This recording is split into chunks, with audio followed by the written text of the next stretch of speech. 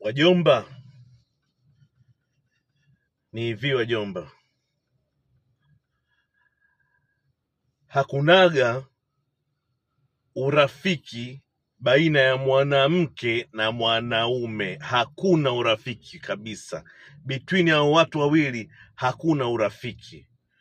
Urafiki unaouona ule, kwa sababu mwanamke ameshaonyesha kwamba hana interest.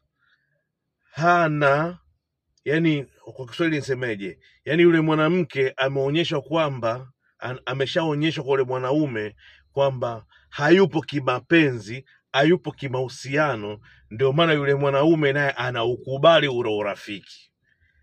Lakini anaukubali ule urafiki huku anakuwa anamvizia yule mwanamke. Kwa hiyo akikosea sehemu, pale ndipo anapoingia na kuweza kuvunja ule urafiki wa mwanamke na mwanaume. Kwa hiyo mjomba, ukimwona mke wako, ukimwona mpenzi wako ana urafiki na mwanaume, watch out. Kuwa makini, fuatilia, angalia nini kinachoendelea.